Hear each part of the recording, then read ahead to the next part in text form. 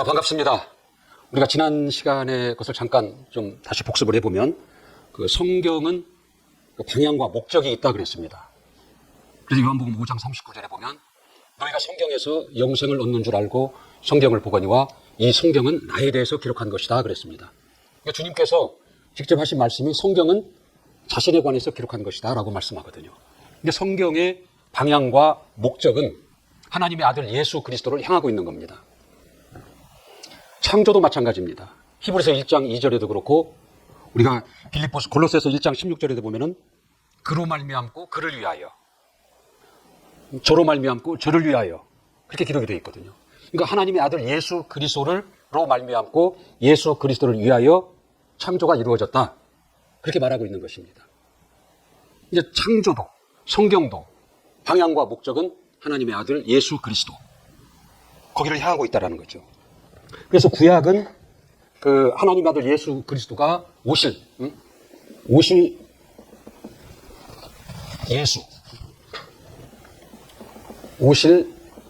예수가 이게 구약입니다. 그다음에 신약은 오신 예수. 근데 구약은 오실 예수에 대한 그 길을 안내하고 있는 거예요. 예수 그리스도가 오시는 길을 안내하고 있는 겁니다. 그리고 오실 예수에 관한 예언이 구약에 기록되어 있는 거예요. 그리고 이 오실 예수에 대한 비유로 기록되어 있는 것이 구약입니다. 그다음에 신약은 오신 예수거든요. 이 길을 따라서 오신 예수, 이 예언을 그대로 성취해서 오신 예수, 이 비유가 실상으로 오신 예수를 기록한 것이 신약입니다. 그러니까 구약도 예수에 관한 이야기요, 신약도 예수에 관한 이야기입니다. 그러니까 성경을 가장 짧게 한마디로 소개하라면 성경은 예수에 관한 책이다, 그렇게 소개할 수가 있는 것입니다. 이런 관점으로 볼 때 창세기를 볼 때 1장부터 11장까지의 그 태고의 역사, 그 중에서도 그 천지 창조, 사람의 창조와 12장부터 50장까지 이루어지는 아브라함의 이야기, 이것은 결국 하나님의 아들 예수 그리스도가 오시기 위한 이 길을 마련하는 겁니다. 하나님의 아들 예수 그리스도가 오시는 길과 기반, 이 기반을 마련한 내용이 창세기의 주요한 내용인 것입니다. 자, 오늘은 이제 이 창세기에 이어서 출애굽기를 이제 공부를 할 것입니다. 출애굽기. 이 창세기 12장부터 50장까지의 내용을 보면은 하나님께서 당시에 많은 사람들 중에서 아브라함을 택하십니다. 그리고 그의 그 자손 이삭을 거치고 야곱 때에 이르러서 야곱의 12아들 중 11번째 아들인 요셉으로 말미암아 그 야곱의 일가 70명이 애굽 땅으로 들어가게 됩니다. 그리고 애굽에서 430년 동안에 한 300만이라는 거대한 민족을 이루게 되는 거예요. 그러니까 애굽이라는 것은 하나님께서 사용하신 그 인큐베이터와 같은 거예요. 하나님의 목적을 위해서, 하나님의 아들을 위해서 아브라함을 택하시고 그들을 일가를, 그 자손들을 애굽으로 이끄셔서 애굽에서 거대한 민족으로 형성케 하신다라는 거죠. 그 당시에 가장 강대국이었고 부강한 나라인 애굽으로 이끄셔서 거기서 비옥한 땅을, 고센이라는 그 땅에서 그들이 민족으로, 하나의 거대한 민족으로 성장하게 하는 그 역할로 애굽을 사용하신 거예요. 그러니까 이 애굽이라는 나라는 그 히브리 민족이라는 이스라엘 국가를 세우기 위해서 하나의 인큐베이터 역할로 하나님께서 사용하신 나라라는 것입니다. 그래서 이들이 이제는 거대한 민족이 이루어지고 이제 하나님의 때가 이르러서 하나님이 그들을 애굽에서 이제 인도해 내신다는 거죠. 그러니까 출애굽이라는 것은 이 날출자를 쓰는 겁니다. 나오다, 그 말이에요. 애굽에서 나오다, 출애굽, 그 말입니다. 애굽에서 하나님이 그들을 구원해 내시다, 애굽에서 그들을 끌어내시다, 출애굽이다, 그 말입니다. 이제 하나님이 때가 돼서 그들을 애굽에서 이제 출애굽을 시키시는 이야기가 이 출애굽의 그 주 내용인 것입니다. 하나님이 이들을 애굽에서 끌어내실 수밖에 없는 이유가 있는 거예요. 하나님이 이들을 이용하셔서 하나님의 일을 이루실 것입니다. 하나님의 아들 예수 그리스도가 오시는 길로 이를 삼으셨다는 거죠.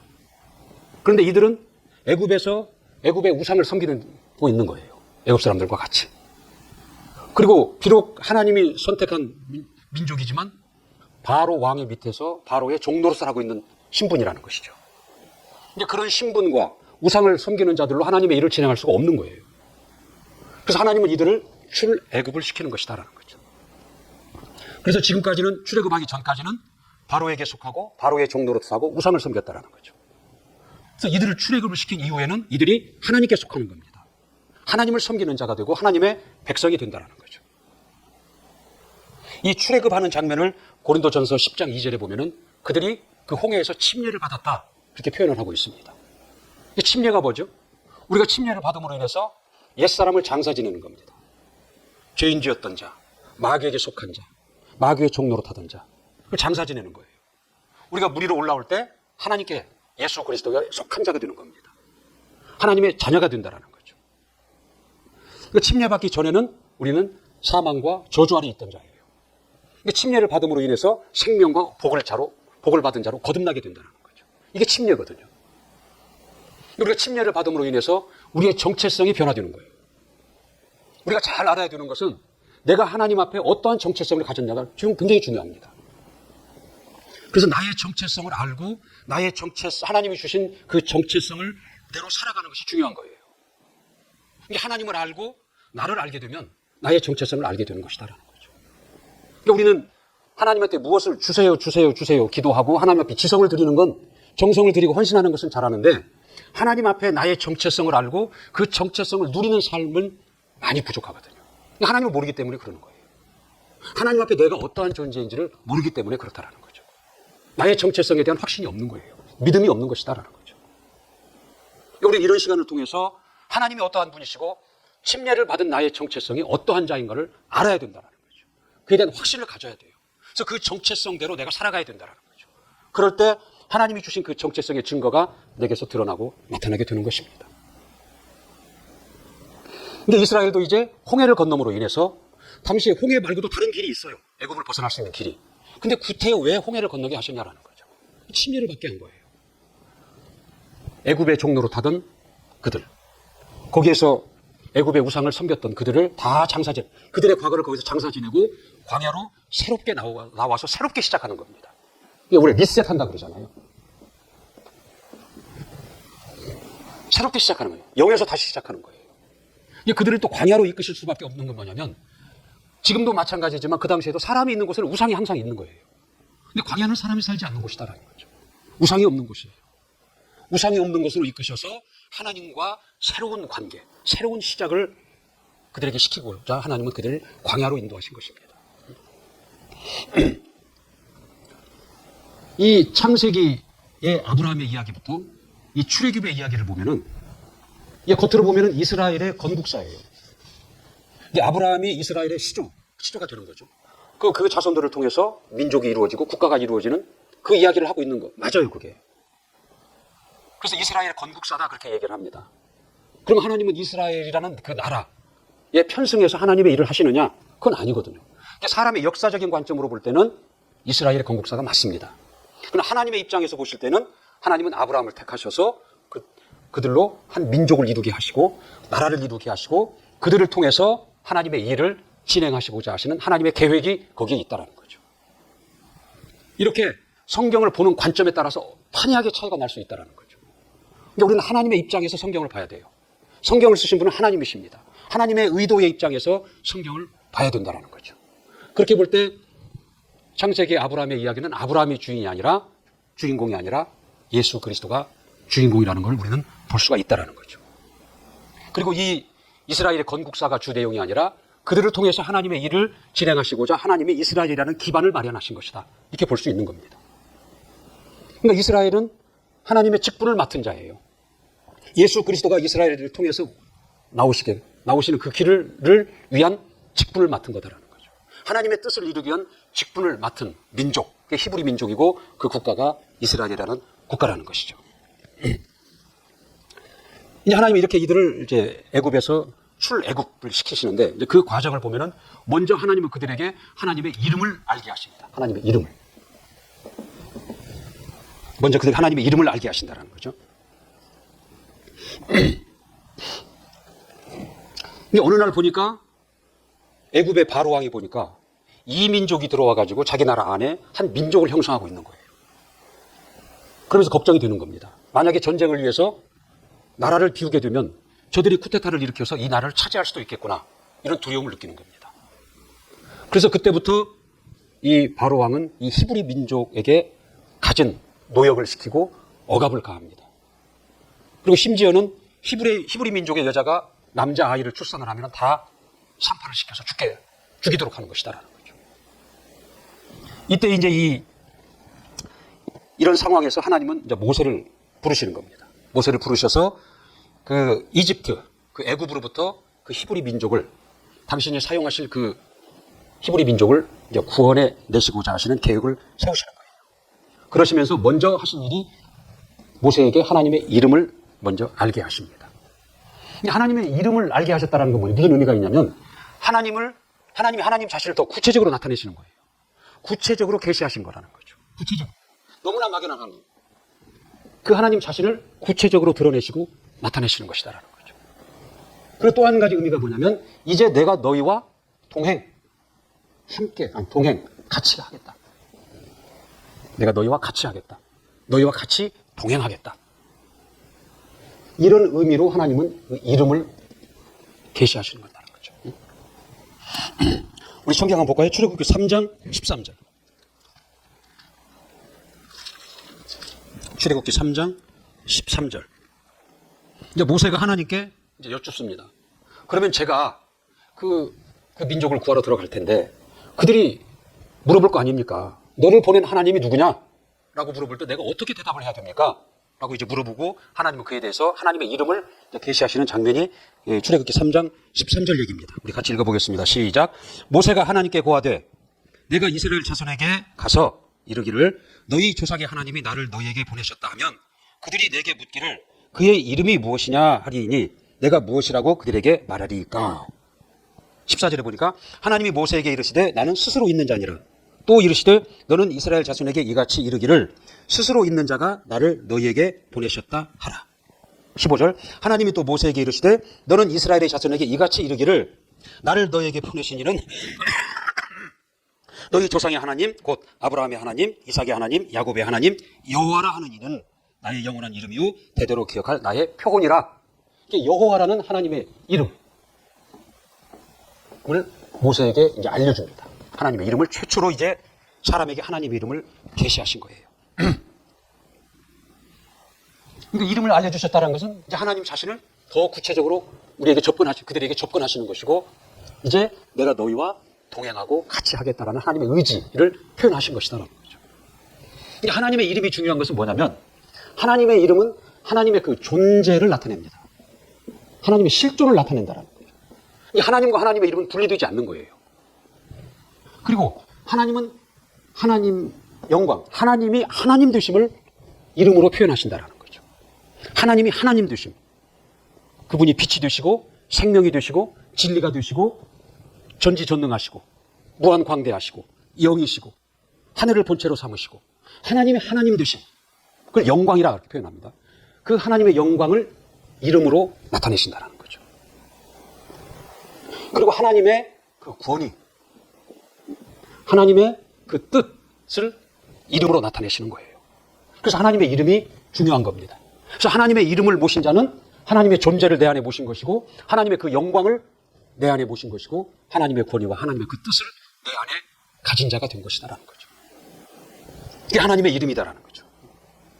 그러니까 이스라엘이 이제 앞으로 배우겠지만 가나안 땅을 점령하기 위해서 요단강을 건너갑니다. 당시에 가장 물이 많은 때예요. 근데 그 요단강을 어떻게 건너느냐? 법궤를 메고 요단강을 들어갑니다.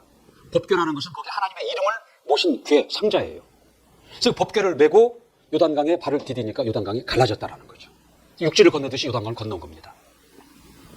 그러니까 법궤 안에 하나님의 이름이 있다라는 거죠. 하나님의 실존이 그 안에 있고 하나님의 영광이 함께하고 하나님의 권위가 함께함으로 인해서 요단강이 갈라진 겁니다.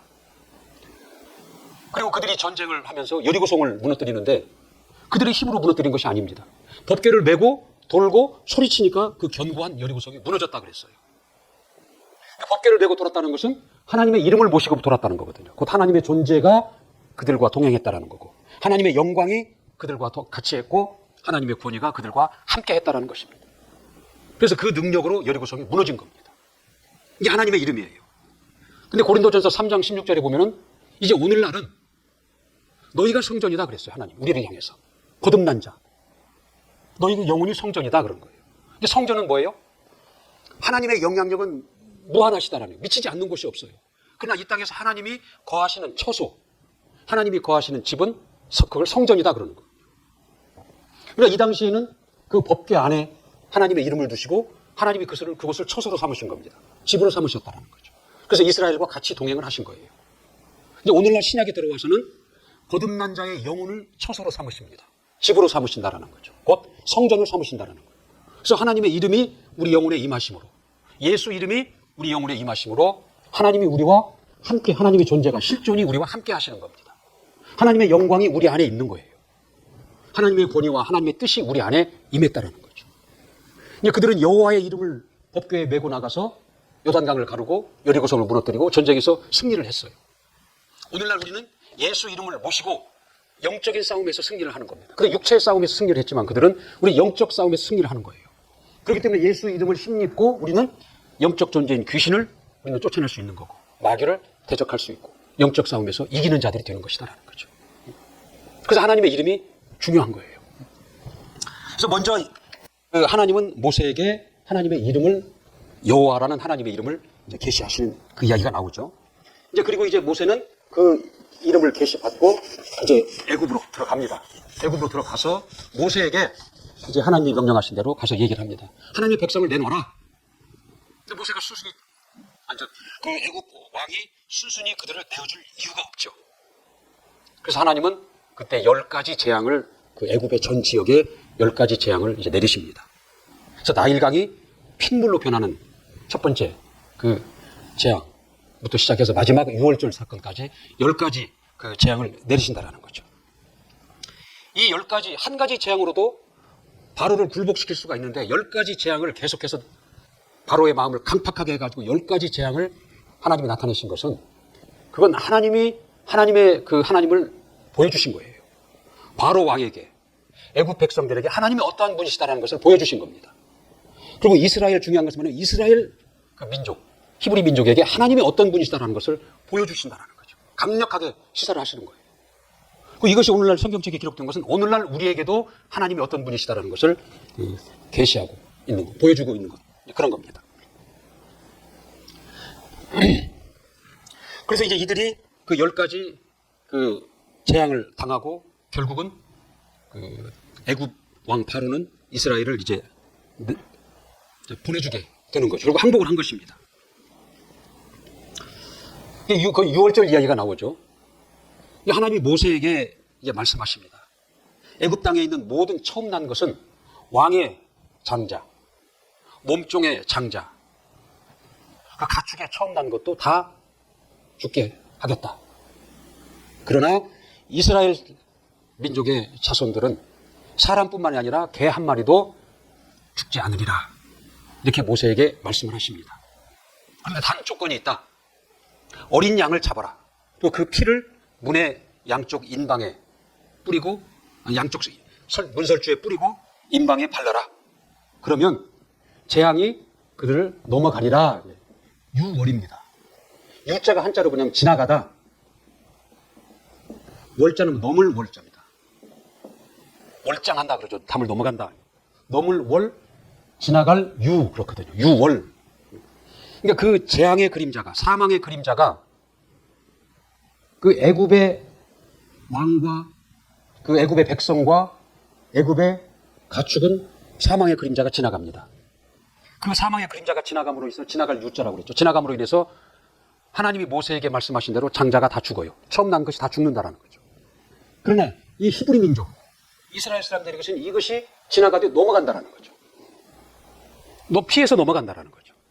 그래서 사람뿐만이 아니라 개 한 마리도 죽지 않는다라는 거죠. 그래서 6월입니다. 6월. 6월절이다 그렇게 표현하고 있는 거예요.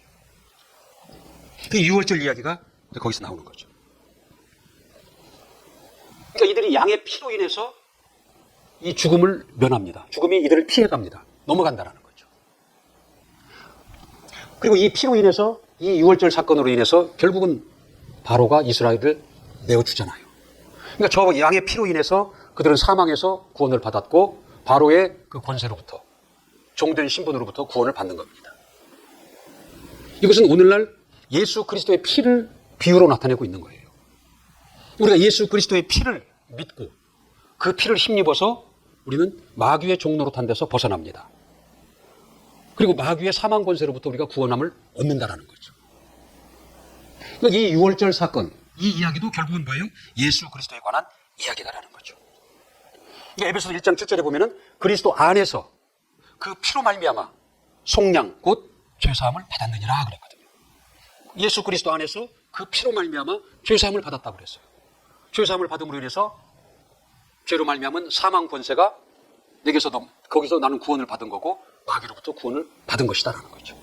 어린 양의 피로 그들이 장자의 죽음에서 구원함을 얻고 바로의 종에서 구원을 받게 한 것과 같은 것이다라는 거죠. 이게 베드로전서 1장 18절 19절에도 보면 대속함을 받은 것은 은이나 금과 같이 없어질 것으로 된 것이 아니라 오직 흠없고 점없는 어린 양과 같은 보배로운 피로 된 것이라 그랬다. 예수 그리스도의 피로 된 것이다 그랬습니다. 그들은 양의 피로 인해서 그들의 육체가 구원을 받은 겁니다. 그들의 육체가 죽음을 면했고 그들의 육체가 바로의 종된 신분에서 구원을 받은 겁니다. 우리는 예수 그리스도의 피로 인해서 우리의 영혼이 구원을 받는 것입니다. 결국 이 6월절의 이야기도 예수 그리스도의 이야기가 되는 것이다라는 거죠.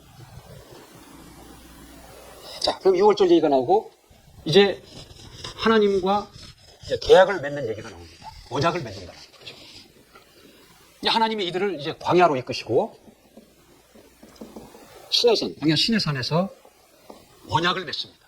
하나님과 이스라엘 백성 사이에 언약을 맺는다는 거죠.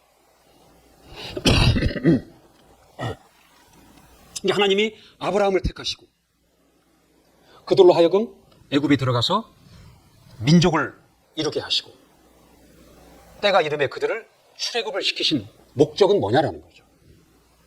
그들을 광야로 이끄셔서 그들과 하나님과 언약을 맺고자 하심이다라는 거죠.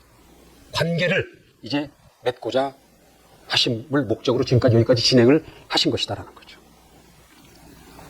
그 첫 번째 그 약속이 뭐냐면, 언약이 뭐냐면, 내가 너희를 제사장 나라가 되게 하겠다. 제사장 나라로 삼겠다라는 겁니다. 제사장이 뭡니까? 제사장은 하나님을 소개하는 자예요. 하나님을 모르는 자들에게 하나님을 알게 하고 하나님과 화목하게 하는 그 직분을 맡은 자가 제사장입니다. 하나님과 하나님을 모르는 자들 사이에 교량 역할, 중보 역할을 하는 게 그게 제사장입니다. 그래서 하나님은 이 이스라엘을 제사장 나라로 삼고 이들을 통해서 하나님을 알게 하시고자 하는 겁니다. 하나님을 모르는 자들에게 하나님을 알게 하고 하나님께로 돌아오게 하고자 하시는 그 의도를 갖고 이들과 제사장 나라의 계약을 이제 맺고자 하신다라는 거죠. 히브리서 4장 그 14절에 보면은 우리에게 큰 제사장이 있다. 그는 누구냐? 승천하신 자, 하나님의 아들, 곧 예수 그리스도시니라 그랬거든요. 이게 오늘날 우리의 제사장이 누구냐면은 하나님의 아들 예수 그리스도십니다. 우리는 하나님을 모르는 자였어요. 하나님과 무관한 자였고 하나님과 원수된 자였고 하나님 앞에 죄인이었다라는 거죠. 하나님께서 끊겨진 자였다라는 거죠. 그러나 예수 그리스도가 우리의 대제사장이 되셔서 그가 하나님을 우리에게 알게 하셨고 우리와 하나님과 화목할 수 있는 제사장의 역할을 하심으로 인해서 우리는 하나님과 관계를 맺고 하나님의 자녀가 된 것입니다. 그렇게 볼 때 이 제사장의 이야기, 이것도 결국은 예수에 관한 이야기라고 우리가 볼 수 있는 것이다라는 거죠. 그래서 첫 번째로 제사장 나라로 삼겠다라는 계약을 맺는 것입니다. 그 다음에 두 번째는 뭐냐면 하나님의 백성을 삼는 겁니다. 하나님이 이스라엘의 왕이 되고 너희는 내 백성이 되는 그 계약을 맺는 겁니다. 광야로 이끄시고 시내산에서. 이 하나님이 그들의 직접 왕이 되어주시겠다라는 거예요. 우리 출애굽기 19장 5절 한번 보겠습니다. 출애굽기 19장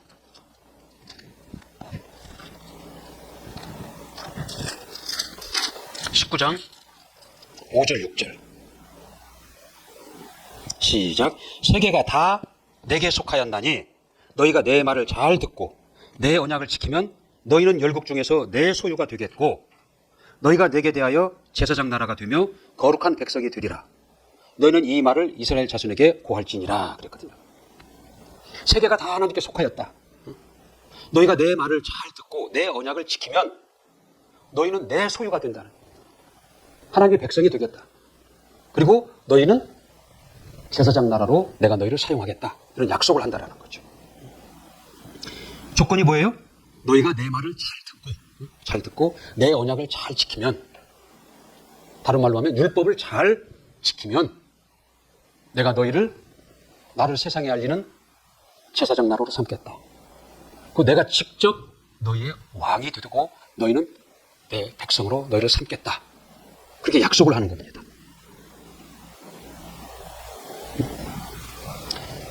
조건이 뭐냐면 율법을 잘 지키면, 이게 조건이거든요. 이게 오늘날 신약에 와서는 이제 율법을 잘 지키는 것이 아니라 뭐예요? 믿으면 하나님의 말씀을 믿으면 이게 하나님의 복된 약속이 있다라는 거죠. 그래서 그 약속을 이들은 지킴으로 인해서, 율법을 행함으로 인해서 제사장 나라로 되고 하나님의 백성이 됐다면, 이제 오늘날은 그 하나님의 복된 약속을 믿음으로 말미암아 복된 약속이 내게 이루어지는 겁니다.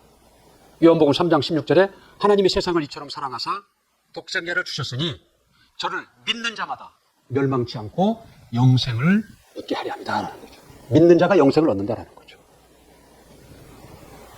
요한복음 1장 12절에도 뭐라고 그랬어요? 영접하는 자, 곧 그 이름을 믿는 자들에게 하나님의 자녀의 권세를 주신다라는 거거든요. 이들은 율법을 행함으로, 오늘날 우리 신약에서는 믿음으로 이루어진다라는 거예요. 이들은 율법을 지키고 행함으로 하나님과의 관계가 맺어지고 하나님의 백성이 되고, 오늘날 우리는 하나님이 계시하신 그 약속을 믿음으로 영생을 얻고 하나님의 자녀가 되는 권세를 얻게 되는 것입니다.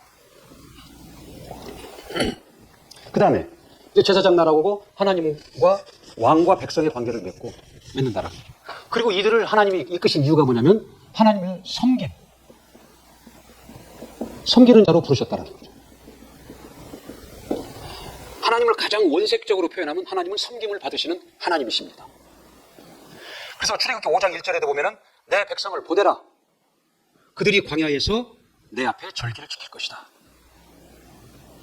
출애굽기 8장 1절에도 내 백성을 보내라. 그들이 나를 섬길 것이다 그랬어요. 하나님은 섬김을 받으시는 하나님으로서 이들을 광야로 끌어내시는 것은 하나님을 섬기는 자로 삼으신 것이다라는 거죠.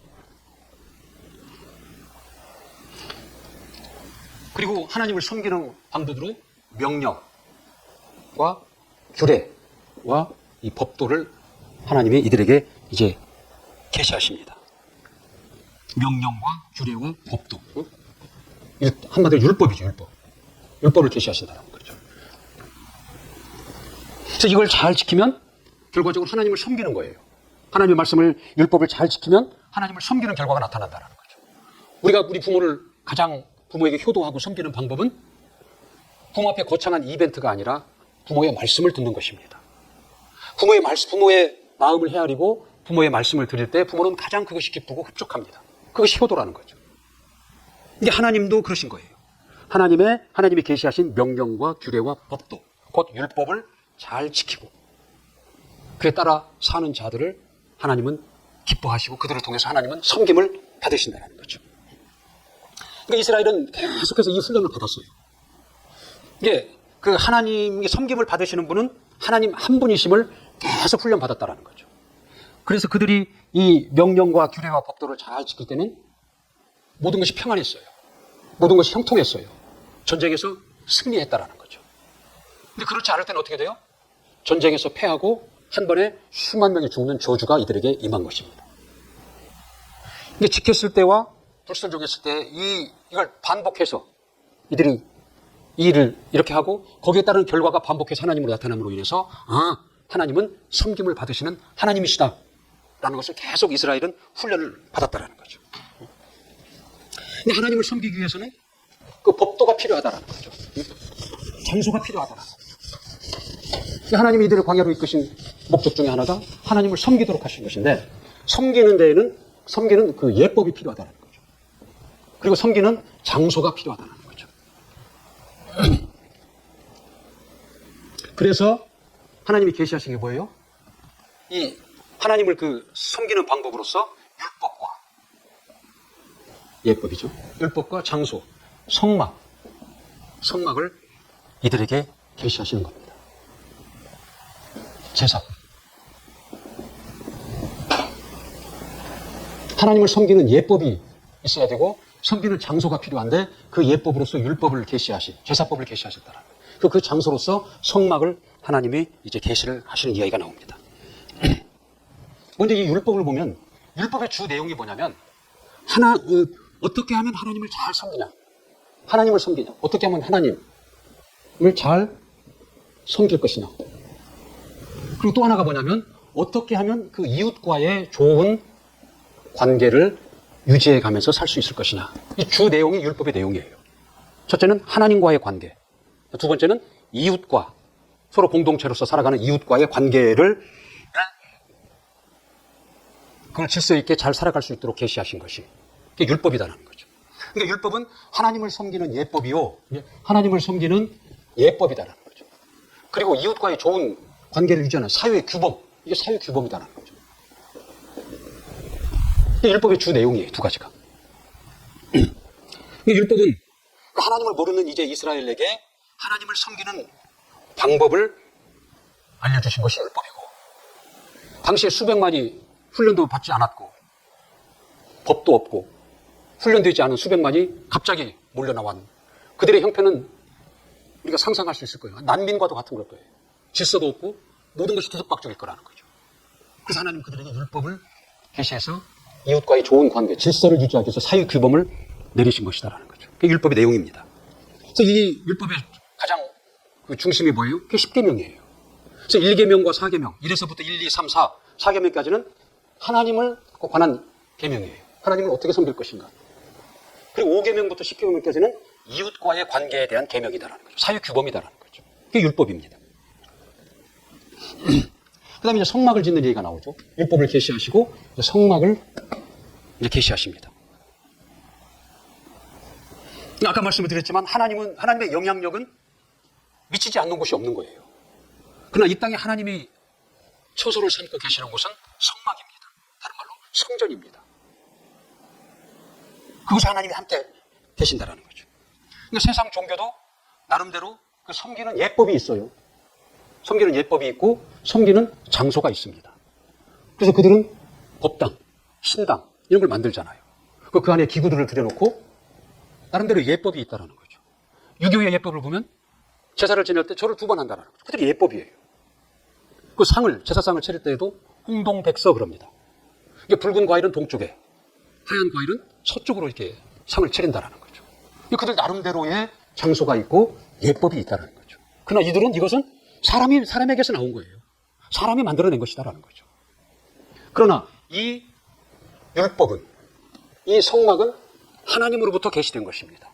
사람이 임의로 이렇게 만들고 설계해서 이렇게 하자는 것이 아니라 하나님이 직접 계시하신 것이다라는 거죠. 장소와 그 예법과 그 안에 있는 그 모든 기구들은 하나님이 직접 계시하셨다는 거죠. 우리 출애굽기 25장 9절 한번 보겠습니다. 출애굽기 25장 9절. 시작. 무릇 내가 내게 보이는 대로 장막의 식양과 그 기구의 식양을 따라 지을지니라 그랬거든요. 하나님께서 뭐라고 그러셨냐면 모세에게 내가 내게 보이는 대로, 알려주는 대로 장막의 식양, 그 모든 규격과 사양과 그 기구의 식양을 따라서 지을지니라 그랬다. 하나님이 계시하셨다는 거죠. 출애굽기 39장 40장에 보면은 이거 이제 성막을 이제 완성하는 과정을 기록하고 있거든요. 이 두 장 사이에 여호와께서 모세에게 명한 대로 만들었다. 여호와께서 모세에게 명한 대로 만들었다. 이 이야기가 10번이 반복돼서 나옵니다. 그리고 여호와께서 모세에게 명한 대로 되었다.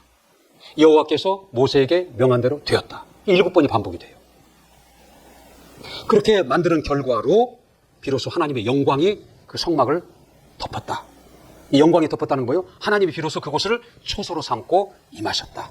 하나님이 임재하셨다. 그 얘기입니다.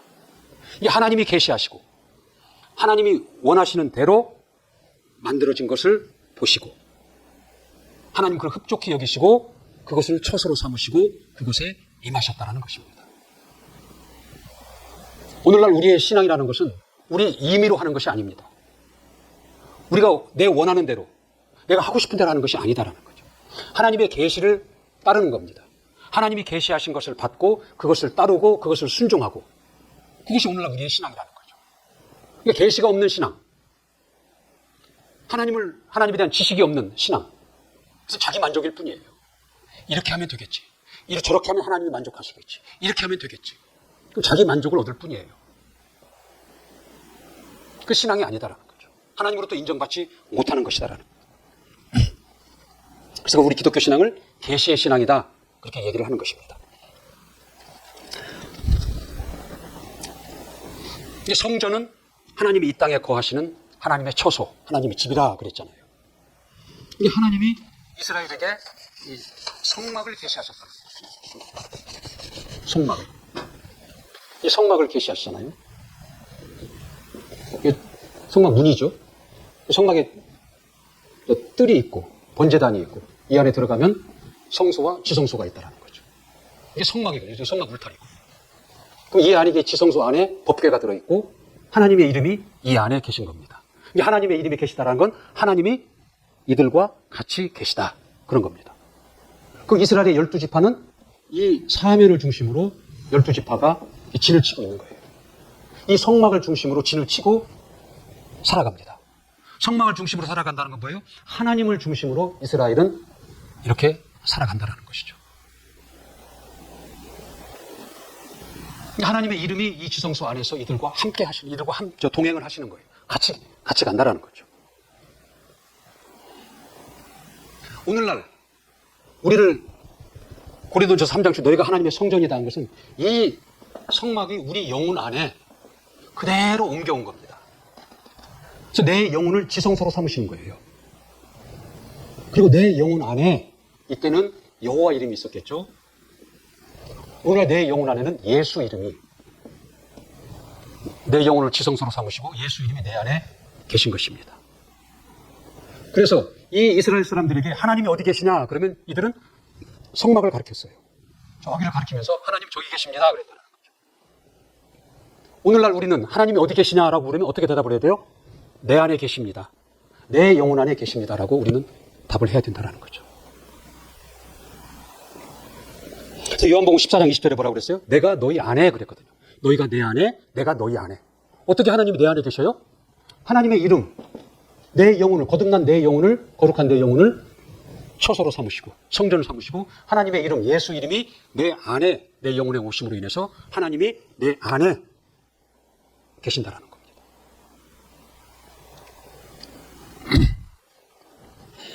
그러니까 우리가 그 신앙생활 할 때 내가 침례를 받은 자라는, 침례받은 침례일이라는 나의 정체성, 이 확실해야 됩니다. 내가 하나님의 성전이 되었고 내 영혼에 예수 이름이 있다라는 그 절대 확신이 있어야 된다는 거죠. 그 확신, 그 믿음이 있는 자에게서 하나님은 그에게서 표적을 나타내 주시는 거예요. 그래서 그 이름으로 기도할 때 이루어지는 거고, 이 이름으로 귀신에게 명할 때 귀신이 우리 앞에서 항복하고 떠나는 것이다라는 거죠. 자, 이렇게 출애굽기 내용을 여기까지 정리하도록 하겠습니다. 자, 다음 시간에는 레위기를 할 텐데, 그 레위기는 이 출애굽기의 속편과 같아요. 하나님을 섬기는 제사법이 이제 거기 이제 나오는 거거든요. 이 하나님을 섬기는 예법이 있잖아요, 그랬잖아요. 예법이들. 그리고 이제 그 제사법이 출애굽기에 계속 이어져서 나옵니다. 그래서 레위기는 출애굽기의 속편이다, 그렇게 그 얘기를 할 수 있는 겁니다. 자, 그러면 다음 주에 다시 시작하도록 하겠습니다.